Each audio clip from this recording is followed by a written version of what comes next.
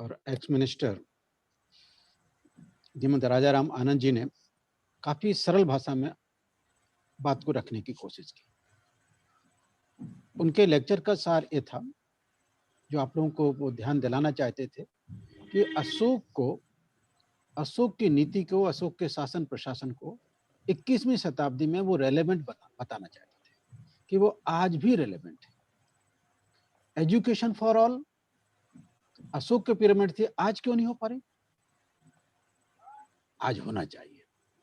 Health for all, आज हमारे prime minister क्या बोल देते हैं कि हमारे पास दवाइयां भरपूर है, हम दवाइयों के बारे में आत्मनिर्भर हो गए, तो देश आत्मनिर्भर हो गया। दवाइयों के बारे में हम प्रोडक्शन करने में हो गए, पर लोगों तक दवाई पहुंच नहीं रही ना, लोगों का स्वास्थ्य के लिए लाभ तो नहीं हो रहा है। इसे आत्मनिर्भरता नहीं कहते। जब तक कि मनुष्य तक वो चीज ना पहुंचे, उसकी उपयोगिता ना बने। मोदी जी, आपकी जनरल नॉलेज कम है। आत्मनिर्भरता को आप नहीं जानते हैं, मिस इंटरप्रिटेशन मत कीजिए। मिस इंटरप्रिटेशन आत्मनिर्भरता का मत कीजिए। विकास का मिस इंटरप्रिटेशन करके आपने लोगों ने मूर्ख बना लिया। अब हमारे लोगों को विकास का मीनिंग भी समझ में आ रहा है। विकास अशोक के समय में किस प्रकार से विकास हुआ था, वो हम आपको समझाना चाहते। कम्युनिकेशन किस प्रकार से था,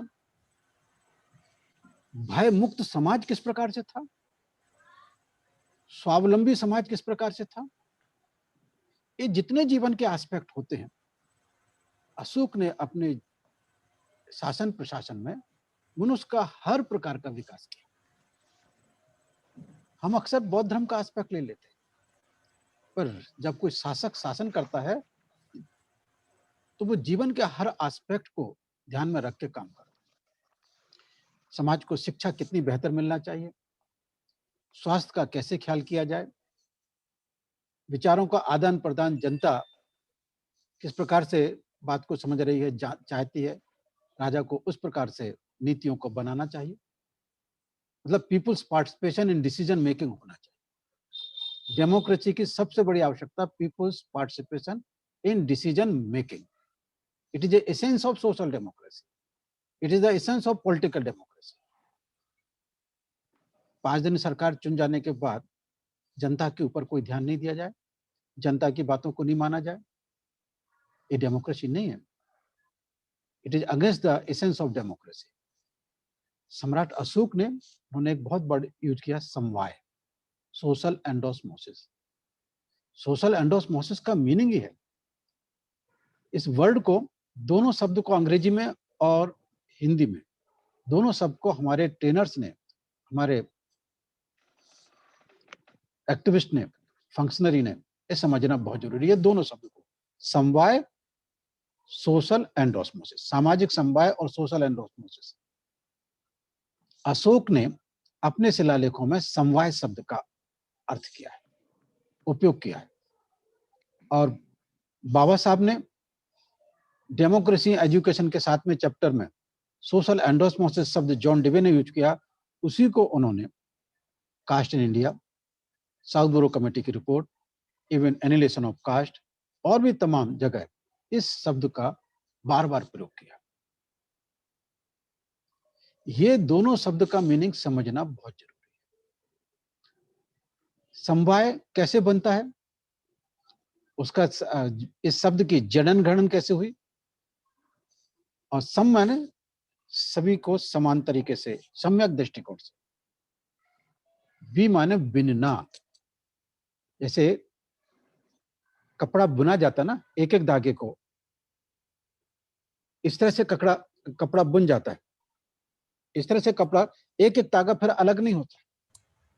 इसी प्रकार से समाज का एक एक अंग कपड़े के तरीके से एक ताना बाना के साथ बुने और एक दूसरे को ताकत दे, एक दूसरे को ताकत ले, इसे समवाय कहते हैं।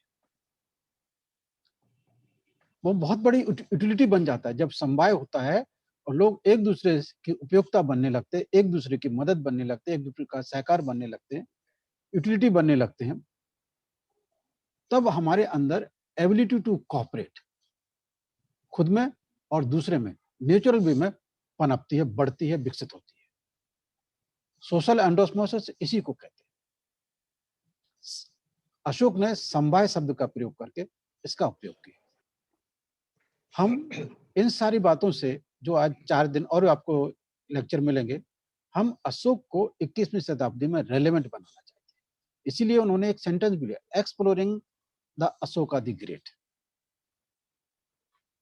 मतलब 21वीं शताब्दी में हम अशोक के हर शासन प्रशासन शिलालेख, अनकही बातें, अनसमझी बातें, जो अनएक्सप्लेन्ड बातें, उन सबको समझना चाहते हैं और उसकी सामाजिक उपयुक्तता को परखना चाहते हैं। और परख के इस देश के शासकों से कहना चाहते हैं और उनको कम अपने समाज से ज्यादा कहना चाहते हैं कि अगर 4 सिंहों वाला चिन्ह आपका प्रेरणा बनता है, देश की अस्मिता, देश की प्रतिष्ठा है, तो जिसने इस चिन्ह लाया है उसको तो याद कीजिएगा और उसको परख के तो देखिएगा। सम्राट अशोक के शासन प्रशासन से समाज को कितना लाभ हुआ, किस प्रकार से लाभ हुआ, वो चीज की जानकारी हमको हर एक को होना चाहिए। जब तक ये जानकारी नहीं होगी, अशोक को समझना वैसे ही के वैसा पड़ा रह जाएगा, कुछ उपयोगी नहीं होगा। इसलिए अशोक को दिल से समझना, जिस तरह से बाबा साहब के संविधान को हम समझने की कोशिश करते हैं, एक एक आर्टिकल में उन्होंने गागर में सागर भरा है, संविधान की प्रस्तावना गागर में सागर भरा है, इसी प्रकार से अशोक के शिलालेखों में भी गागर में सागर भरा। बहुत ज्यादा डिटेल में उनके सिद्धांतों को एक्सप्लेन होना चाहिए, वो एक्सप्लेन नहीं हुए। आप चारों चीजें देखें जो हमने, कास्ट का, अशोक ने कास्ट को बिल्कुल नष्ट कर दिया, वर्ण भी नष्ट हो गए, सब लोग मिलजुल कर रहने लगे, प्रतिष्ठा का कोई जन्म से प्रतिष्ठा का प्रश्न गायब हो गया।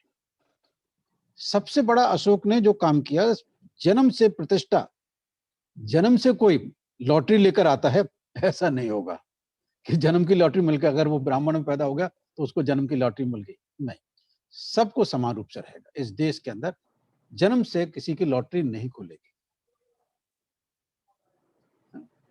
इस लिहाज से अशोक ने इस सिस्टम को अपनाया, स्त्री पुरुष सबको शिक्षा दी और जिसकी वजह से विषमता पैदा हुई थी, वो विषमता को खत्म करने वाला ज्ञान भी उसने सबको दिया, जिसे आन्वीक्षिकी कहते हैं, फैकल्टी ऑफ थिंकिंग स्किल, विचार कौशल विद्या, सोच विचार करने की विद्या इस देश में तो सिखाई नहीं जाती। क्यों नहीं सिखाई जाती? अगर सिखाएंगे तो बहुजन समाज अपने बलबूते पे खड़ा होकर इस देश का हुक्मरान बन सकता है।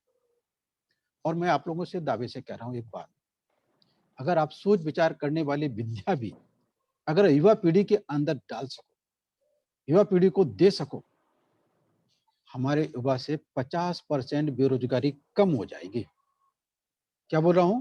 क्योंकि वो जीवन में बेहतरीन रास्ता ढूंढने वाले बनेंगे ना, विचार करने में एक्सपर्ट बनेंगे तो नए नए रास्ता ढूंढने वाले बनेंगे। अशोक ने अपने समाज को सोच विचार करने वाला बना तो झगड़ा, फसाद, चोरी, डांके सब गायब। लोग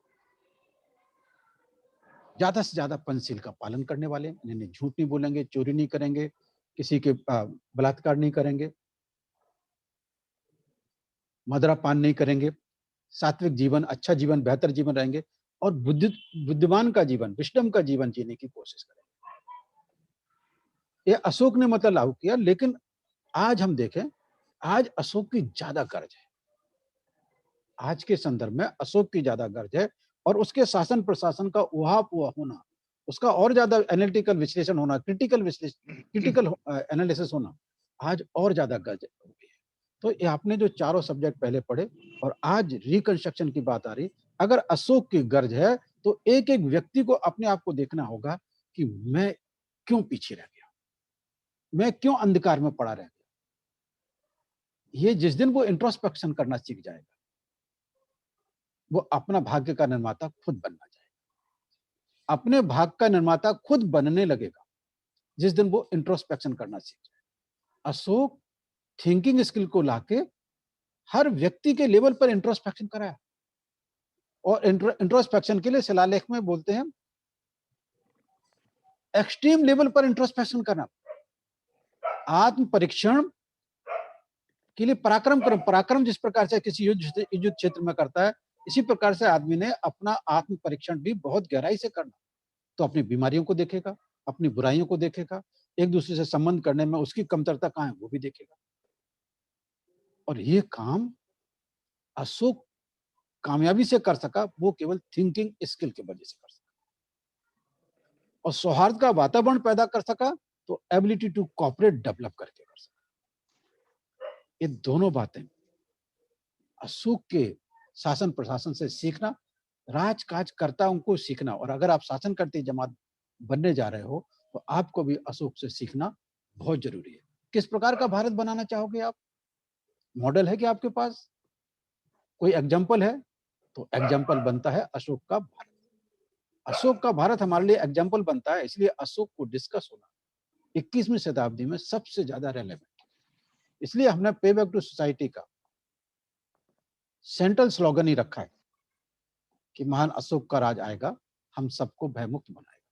इसलिए मैं आप लोगों से आग्रह करूँगा कि जिस दिन आप थिंकिंग स्किल को सीखना और समझकर समझाने वाले बनने लगे, आपका इंट्रोस्पेक्शन ऑटोमेटिक होगा।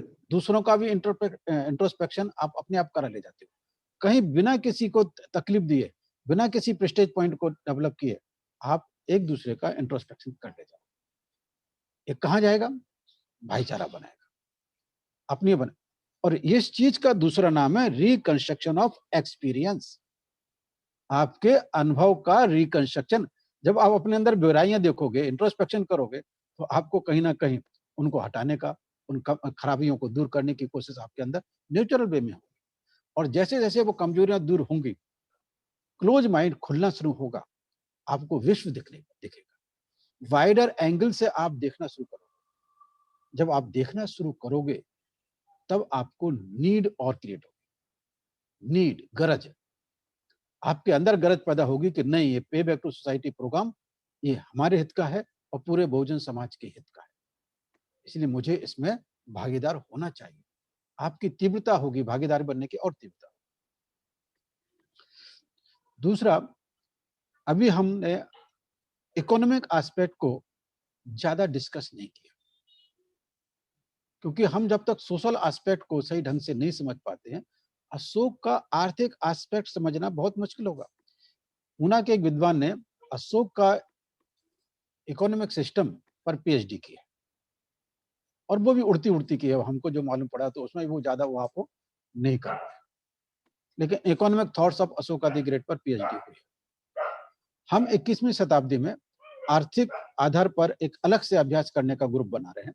यादराम जी को मालूम है, और जितने भी लोग फाइनेंशियल इंस्टीट्यूशन से संबंध है, चार्टर्ड अकाउंटेंट से संबंध है, बैंकिंग सेक्टर से संबंधित है, इंश्योरेंस से संबंधित है, वो लोगों के नाम मुझे कम से कम कम्युनिकेट कीजिएगा, उनके नाम नंबर, ताकि हम ग्रुप में उनको इन्वॉल्व कर सकें, और फिर कहीं ग्रुप को हम विधिवत इसका उद्घाटन करके इस एक विंग को, जिसे हमने नाम दिया पीबीएसपी, इकोनॉमी ऑपरेशन, सेल्फ इकोनॉमी भी और देश की इकोनॉमी, हम सबका ऑपरेशन करेंगे। ऑपरेशन कर देखेंगे कि इस इकोनॉमी में कहाँ कहाँ वीकनेसेस है, कहाँ अच्छाइयाँ, कहाँ बुराई हैं।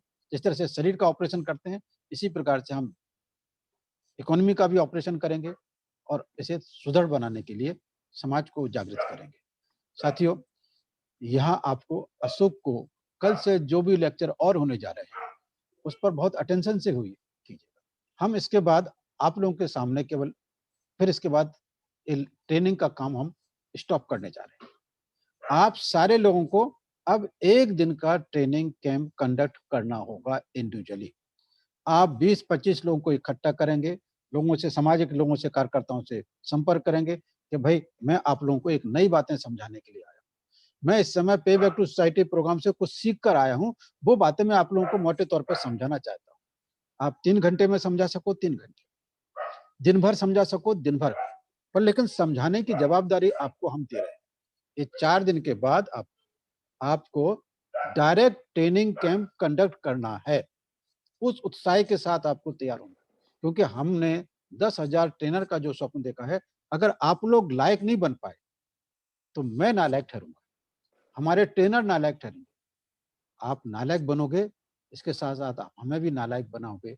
इसकी जवाबदारी, इसकी बात को ध्यान में रखिए कि आपका नालायक बन जाना पूरे समाज के जो ये मूवमेंट चल रहा है, उस पर सेटबैक लगेगा। इसलिए आपने खुद ब खुद जवाबदारी से अपने आप को ट्रेनिंग के लिए तैयार करना है, ट्रेनर बनना है, और ट्रेनर बनकर जो हमारे 5 सब्जेक्ट है, 1-1 घंटे में 5 दिन में हम एक सब्जेक्ट बता रहे हैं, आप उसको 1 घंटे में बताइए।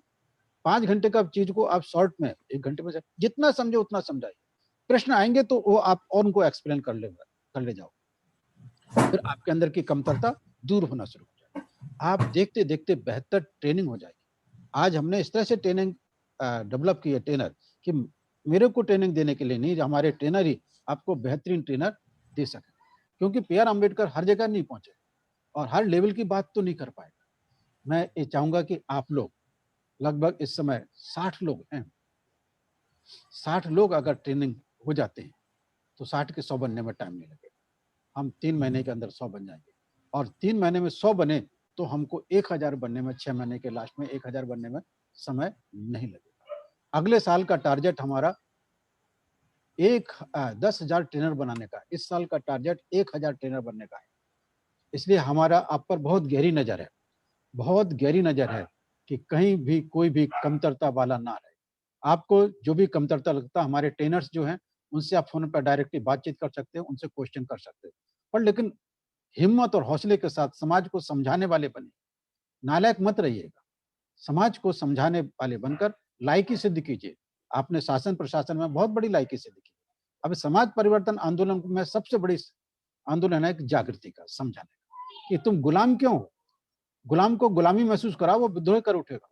अगर आप गुलाम बने रहना चाहते हो और पूरे समाज को गुलाम बनाए रहने देना चाहते हो, इसलिए डॉक्टर बाबा साहब अम्बेडकर ने बोला, इन पढ़े लिखे लोगों ने मुझे धोखा दिया।